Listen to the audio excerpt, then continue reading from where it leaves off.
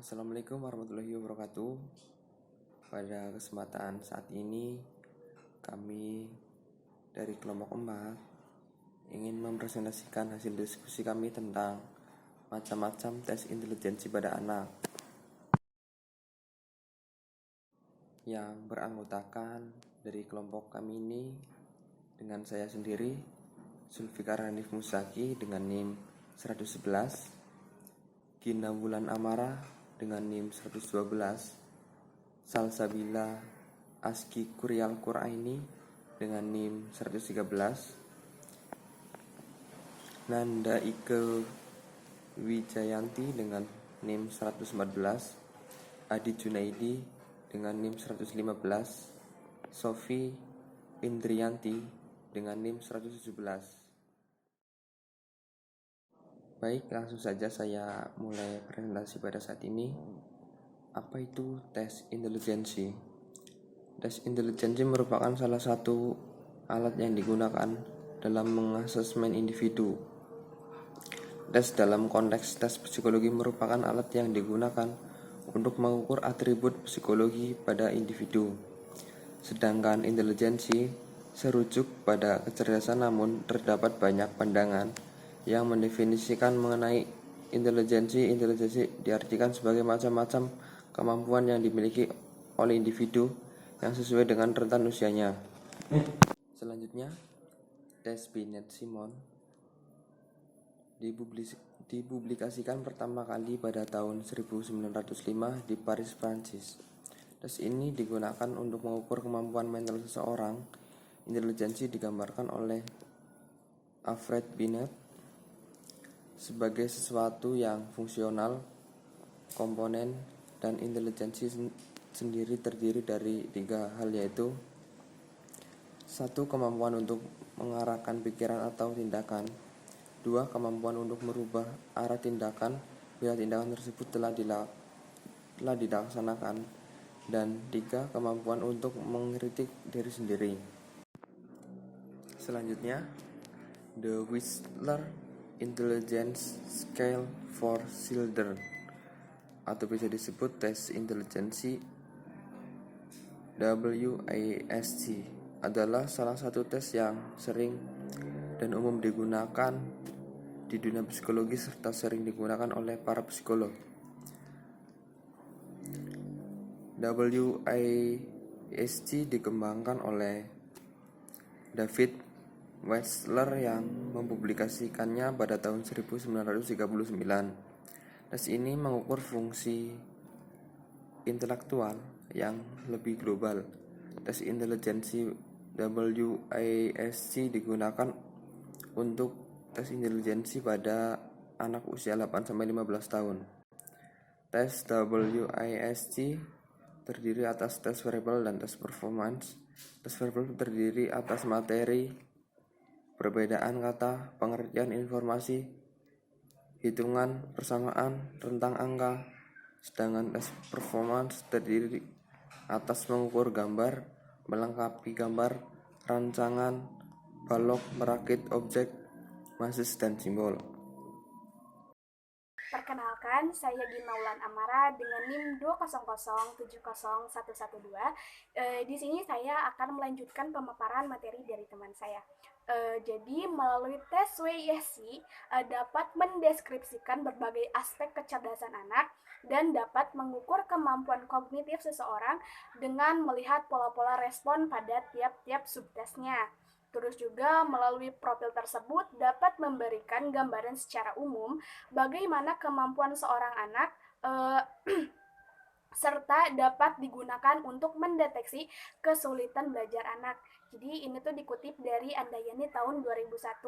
Terus juga beberapa penelitian juga telah menggunakan WISI untuk mengungkapkan gejala-gejala gangguan klinis pada anak. Di antaranya seperti main brain dysfunction atau brain damage, terus juga emotional disturbance, terus juga learning disability, terus ada anxiety, terus delinquency, dan lain-lainnya. Ini dikutip dari Mudar dan Rafikati pada tahun 2017. Terus juga yang ketiga ada Colored Progressive Matrix atau CVM. Nama aslinya itu Colored Progressive Matrix.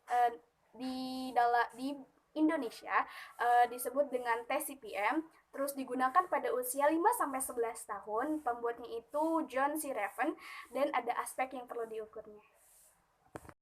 Selanjutnya, Raven berpendapat bahwa tes CPM dimaksudkan untuk mengungkapkan aspek-aspek yang pertama itu berpikir secara logis, terus juga yang kedua kecakapan pematangan ruang, terus yang ketiga kemampuan untuk mencari dan mengerti hubungan antara keseluruhan dan bagian-bagian.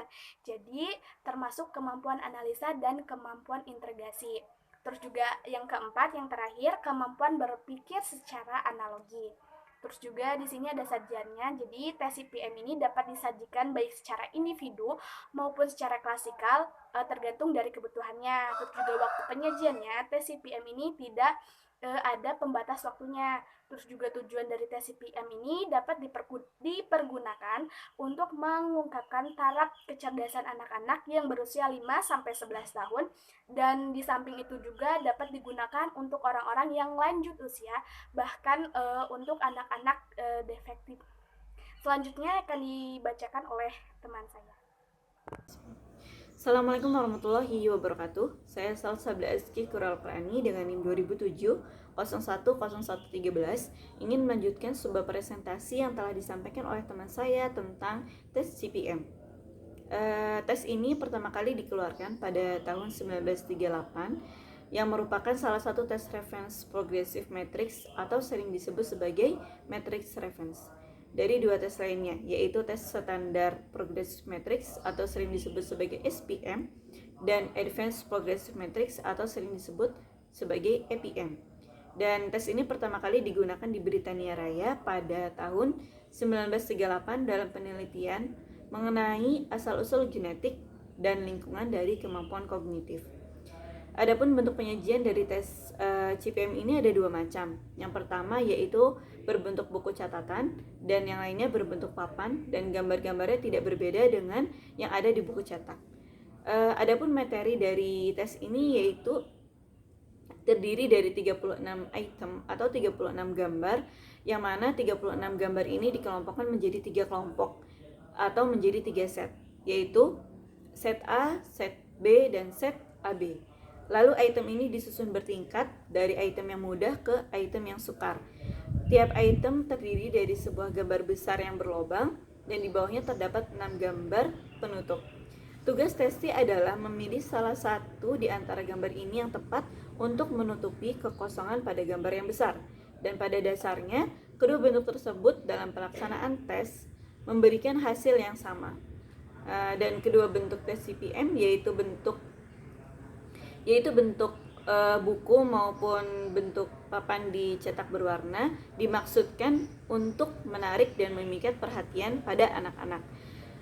Walaupun tes CPM ini berbentuk tes non-verbal dari pengaruh kebudayaan, yang bebas dari pengaruh kebudayaan, tetapi dari hasil penelitian Sukarti di sana dijelaskan bahwa tes ini tetap menunjukkan perbedaan hasil yang signifikan antara murid di daerah pedesaan dan murid di daerah perkotaan. Hasil ini menjadi dasar pertimbangan yang mana perlu dibuat norma terpisah yang berlaku untuk masing-masing kelompok. Selanjutnya ada tes WPPSI, atau nama asli dari tes WPPSI ini adalah Wechsler Preschool and Primary Scale of Intelligence. Biasanya orang Indonesia nyebutnya tes WPPSI. Dan pencipta dari tes ini adalah David Wechsler. Di sini kita bisa lihat bahwa tes ini diambil dari nama penciptanya sendiri, yaitu Wechsler. Adapun tujuan tes dari tes ini yaitu untuk melihat kemampuan mental anak pada usia 4-5,5 tahun.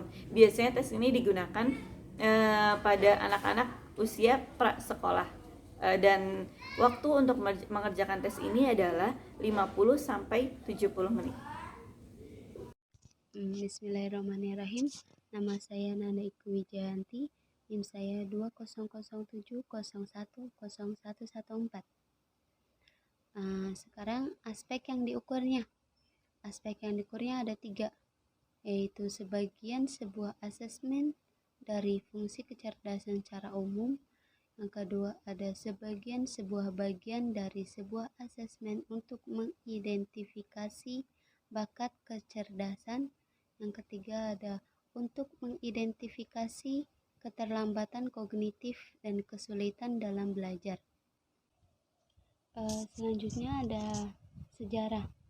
Mulai diperkenalkan dan digunakan secara umum pada tahun 1967. Tes ini juga dibuat oleh David Washour, yang mana juga membuat skala inteligensi anak-anak hingga dewasa. Sama seperti tes inteligensi yang lainnya, ini juga terbagi menjadi 2 bentuk, yaitu ada subtes verbal dan juga performance dengan masing-masing subtesnya. Di slide selanjutnya ada bentuk penyajian. Bentuk penyajiannya terdiri dari 14 subtes. Mereka dirancang sebagian salah satu dari 3 tipe.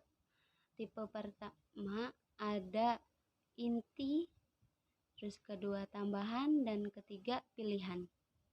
Subtes inti diperlukan untuk menghitung dari lisan, penampilan, dan skala IQ yang menyeluruh. Subtes tambahan menyediakan seluruh tambahan mengenai kemampuan kognitif atau dapat digunakan sebagai pengganti untuk tes yang tidak tepat. Subtes pilihan menyediakan tambahan informasi tentang fungsi kognitif tetapi tidak dapat digunakan sebagai pengganti dari subtes ini. Selanjutnya ada 14 subtes. 14 subtes itu ada potongan blok, informasi, pertimbangan acuan, kosakata, konsep gambar, pencarian simbol, pertimbangan kata, coding, pemahaman, melengkapi gambar atau puzzle, persamaan, pengumpulan objek, dan penamaan gambar. Assalamualaikum warahmatullahi wabarakatuh. Nama saya Adi Junadi dengan NIM 2007010115. Di sini saya akan melanjutkan tentang CVIT, tes kultur Fire Intelligence skala 1 dan 2. CVIT terdiri dari 3 skala, yaitu skala 1, 2, dan 3, yang disusun dalam form A dan form B secara paralel. CVIT adalah tes yang dirancang dengan meminimalisir kelancaran verbal, kondisi budaya, dan tingkat pendidikan. Tes kecerdasan kultur FIRE ini berusaha menghindari unsur bahasa, kecepatan, dan isi yang terkait budaya. CVIT dimaksudkan untuk mengukur kemampuan umum, general ability, atau disebut dengan G-factor. Menurut teori kemampuan yang dikemukakan oleh Raymond B. Cattell, CVIT adalah untuk mengukur fluid ability seseorang. Fluid ability adalah kemampuan kognitif yang bersifat herediter. Kemampuan kognitif fluid ini di dalam perkembangan individu selanjutnya mempengaruhi kemampuan kognitif lainnya yang disebut sebagai crystallized ability. Crystallized ability seseorang merupakan kemampuan kognitif yang diperoleh dalam interaksi individu dengan lingkungan di sekitarnya. Skala 1. Pada skala 1 dikhususkan untuk anak usia 4-8 tahun dan penderita retardasi mental yang terdiri dari satu formulir dengan 8 subtes. Substitution terdiri dari 12 item, waktunya 3 menit. Classification 12 item, 2 menit. Mazes 12 item, 2,5 menit. Selection name object 12 item 2,5 menit. Following direction 12 item 4 menit. Wrong picture 12 item 2,5 menit. Riddles 12 item 3 menit. Dan similarities 12 item 2 menit. Skala 2. Pada skala 2 dikhususkan untuk 8-14 tahun dan dewasa, yang terdiri dari 2 formulir isian dengan masing-masing test series 12 item, waktunya 3 menit. Classification 14 item, waktunya 4 menit. Matrices 12 item, waktunya 3 menit. Dan yang lahir topologi 8 item, waktunya 2,5 menit. Saya Sofie Indrianti, NIM 20070101117. Tiki dasar atau tes intelijensi kolektif Indonesia dasar.